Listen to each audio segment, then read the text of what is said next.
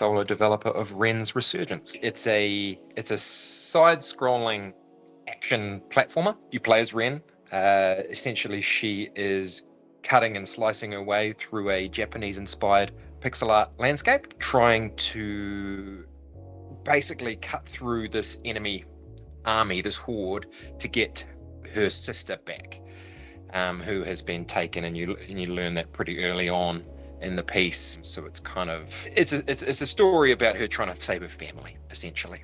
I have always loved Japanese culture from an early age. Like, I loved anime. I was very into Dragon Ball Z in the early 2000s.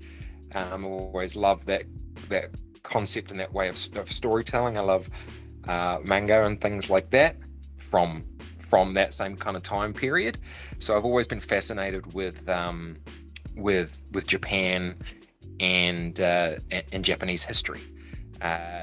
Yokai have a very rich history, ghosts and monsters in their kind of lore. And I knew there'd be a plethora of options for expansion and development, and really like kind of enriching kind of storytelling and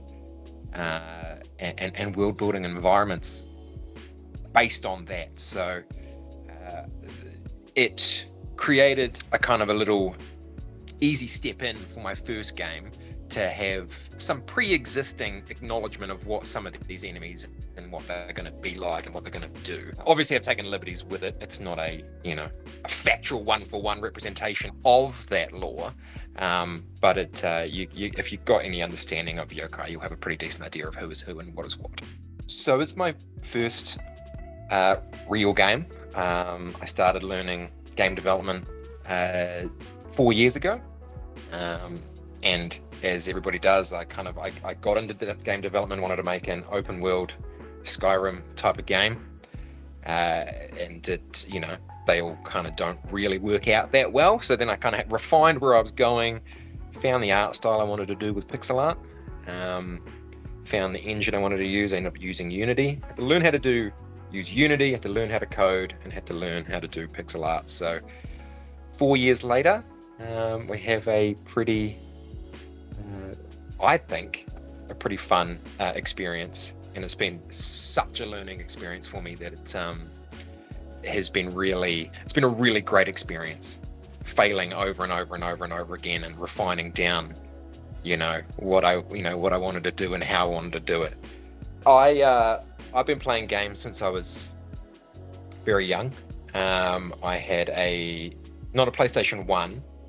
I had one of those, but I had the original PlayStation, and I've been playing essentially everything I can get my hands on since then.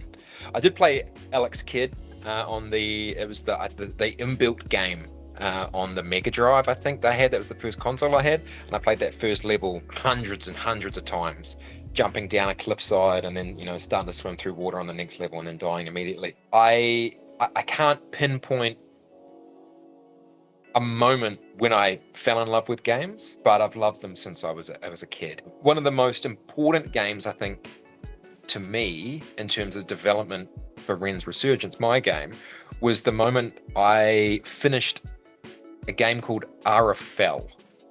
I played it on the PS4, I believe, and I thought to myself, once I'd finished it, that I could probably make that game. Now, having no idea of how game development worked and all of that, I seriously overestimated my capabilities. But that was the game that kind of ticked over in my head. I could do this, and hopefully my game will have that effect on somebody else. That'd be the best. So we've added in a few extra kind of tweaks here and there. There's now a block parry system, which has changed the combat quite dramatically. I've added in a dodge roll with iframes, so that has changed the way combat works as well. And there is a few new weapons. These were all things that were in the works, but the general feedback was there needed to be a little bit more expansion on that combat, so that kind of fast-tracked those things. So there's now a couple of new bow and arrows, as opposed to purely just sword-based combat, and they are being implemented into the game at the moment. So they are now in the demo, very early Q1 next year. It's incredibly close. So it's very exciting. What's your go-to caffeinated beverage when working on the game? I love a long black. Yeah, always have. It's my go-to.